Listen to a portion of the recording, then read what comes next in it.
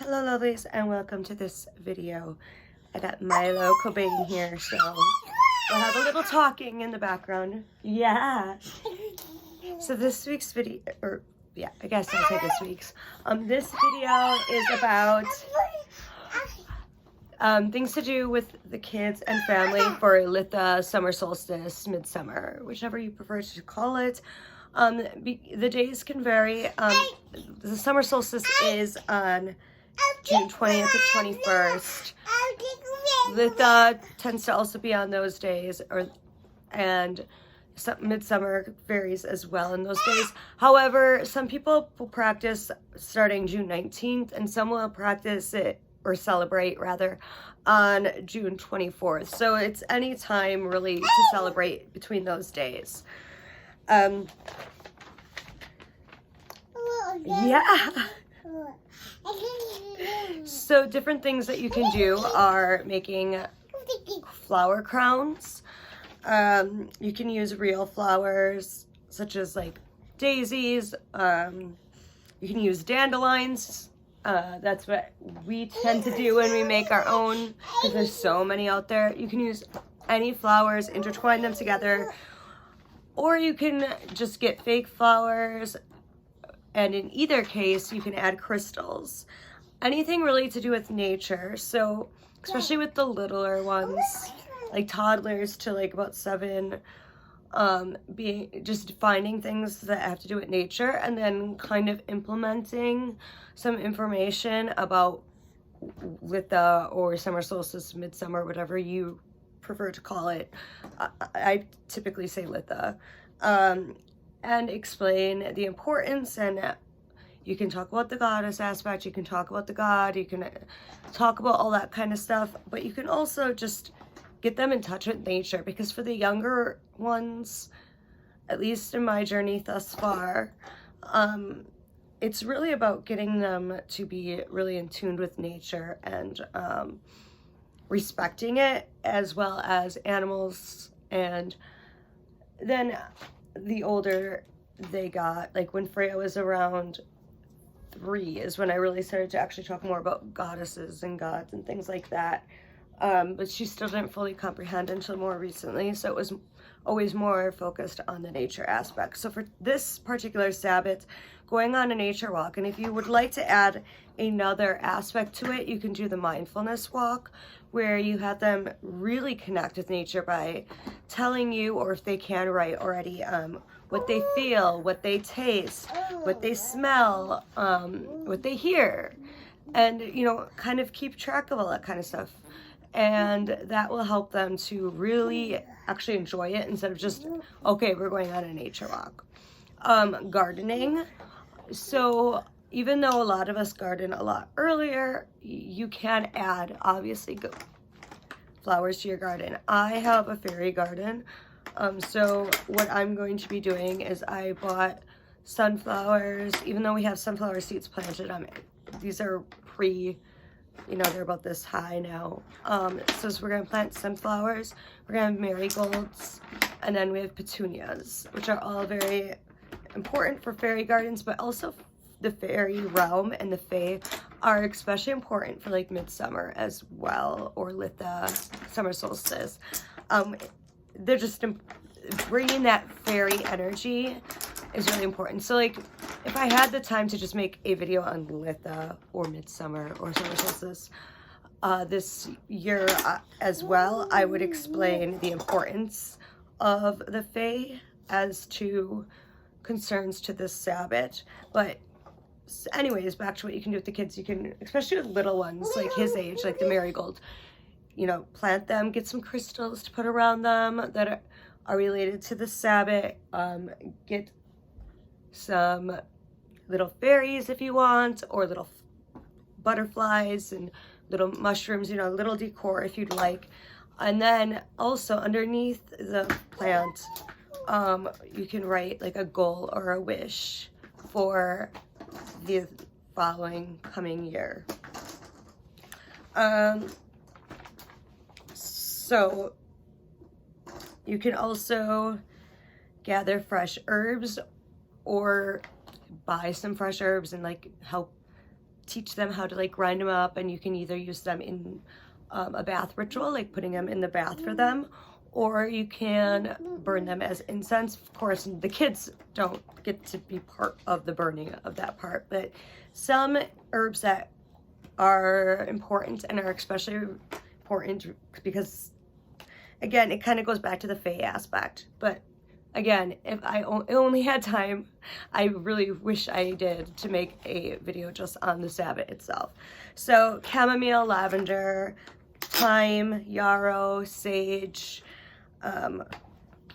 rosemary, raspberry leaf, elderflower, mint, fennel, and then some flowers would be to that, if you want to add that in, it would be rose, marigold, sunflowers, daisies, things like that.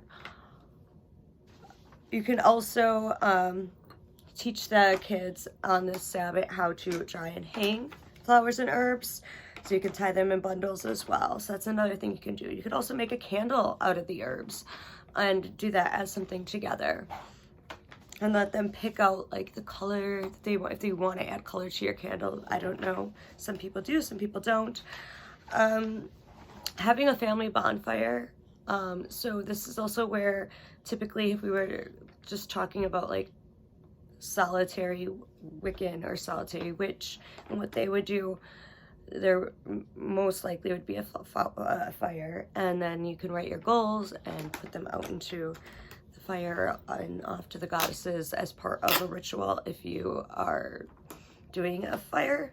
And that can either be in a fireplace if you don't have the space outdoors, but because nature is so important to the Sabbath, it's typically something people want to talk about.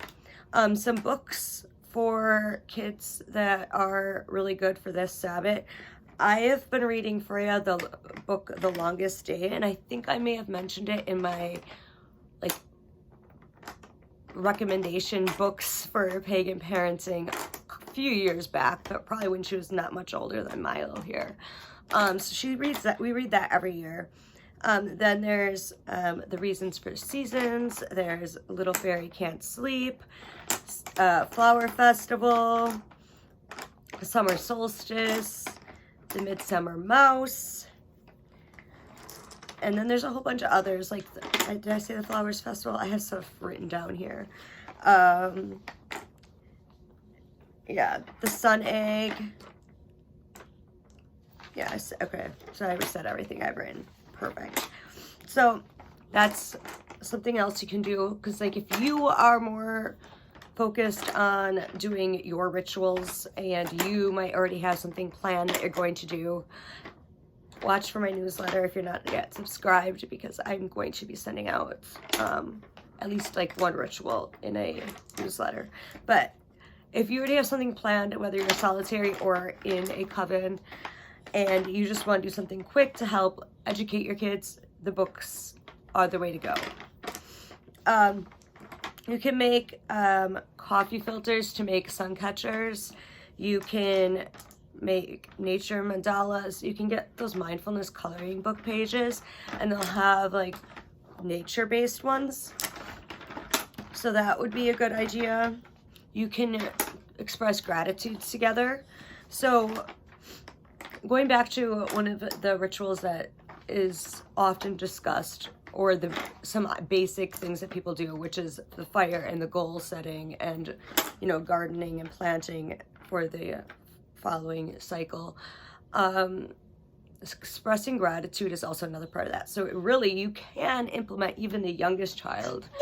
I mean, he can't really say what he's grateful for. He's a little too young to talk, but once they can actually talk and understand, like when Mabon, since Freya was like 2, she's been able to say what she's thankful for. Usually it's silly stuff, but you know, so express gratitude and then say something that, like a goal. Then you can also do tie-dyeing. I don't know if I mentioned that already, but that's another thing. Because it implements the bright colors, it gets you again, it's more of a aesthetic thing tied to fae energy as well. We're going to be tie-dyeing, we're going to be planting into the garden, and we're going to be having we're going to be having vegan lemon bars. So cooking with things with like lemon and lavender are really important. So like if you have like lavender, like a lemonade, and you put some lavender into it, something like that. We're also having herb bread, and we also are making a strawberry and banana bread. So all those type of things are, you know, things with a lot of fruits, things that might implement flowers and herbs. I mean, the herbs are always very common when I talk about recipes, but let's see. So then another thing, so I don't know what day everyone has farmers markets. From my experience, they've typically been on Saturdays in the places that I've lived. Here it is Saturday. So so that's the 19th. Yeah. So you can go to the farmer's market, and that can be another thing you do with the kids of all ages. And some of the things to kind of focus on getting are either herbs or flowers that you have not yet planted but would like to. Getting fresh flowers for your home and for your altar. Letting the kids pick out flowers too if they want to do that. Strawberries, rhubarb, blueberries, just basically berries in general. Various herbs, like I said, thyme and sage, basil, kale and spinach, baby beets, apricots, peaches, asparagus, peas, and radishes. If I didn't say radishes yet. Did I say rhubarb too? Rhubarb as well. So those are things that you can do. Going back to the fire, having a bonfire and letting go of anything you want to let go of. So again, this would be more for if we're talking about younger kids, maybe like 3 to 7, like what's something they no longer want to do, you know, things like that, and then asking for good luck. So having a bonfire just in general and sitting out there without any ritual aspect can bring good luck upon those that partake in the bonfire.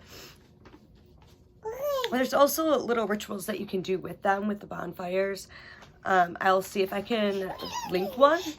But this is more of like just fun things you can do, and then you can do like your actual ritual yourself.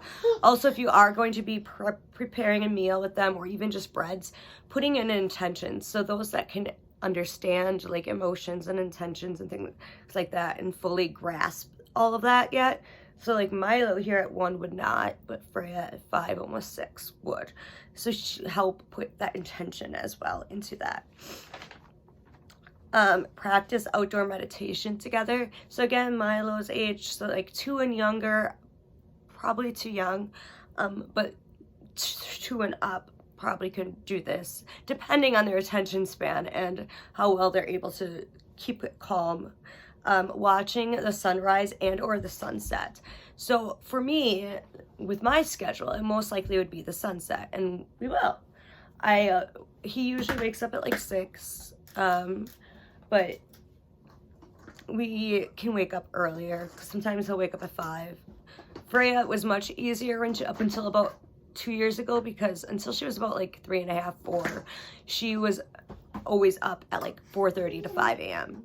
regardless of when she'd fall asleep. Now it differs, but yeah, that's been something that me and Freya used to do until her sleep schedules changed. So now she's more of a sunset. So with him, it'll be the sunrise, and with her, it'll be the sunset on that day. Well, the night before would be with her, yeah. So that's another thing. Again, setting goals. So,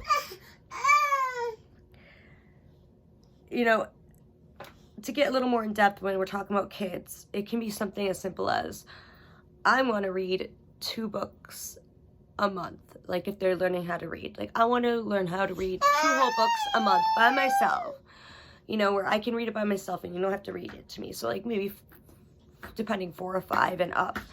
And then, you know, younger than, or it could be things like that, even younger, and then it could be, you know, I am going to express how I'm feeling instead of throwing a full fit, which some do understand that, especially if they've been working on mindfulness stuff.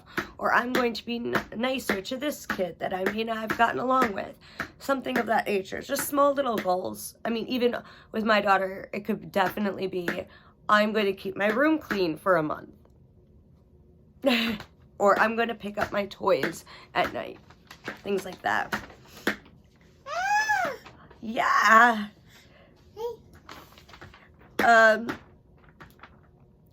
You know, you can, I just thought of this while I was looking back at my list of things to not forget.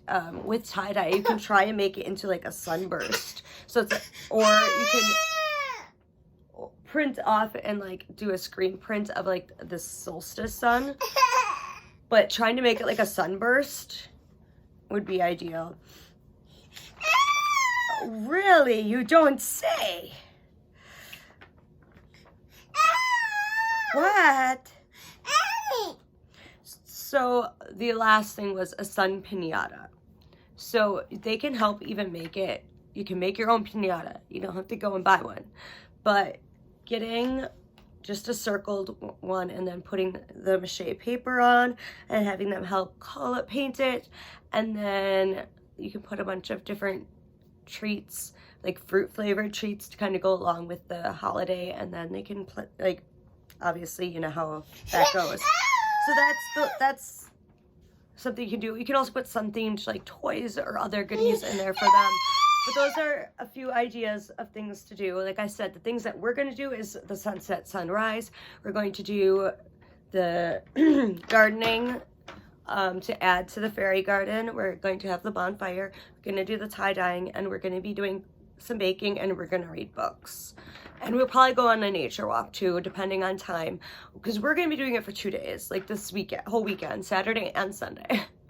And then I'm going to do my own like little ritual too. Yeah. So, yeah, so that was this video. If you, oh, you don't say Milo. Sorry if I was a little off today. I also got my little boy right here, so I'm trying to multitask, which is why I had the notes next to me.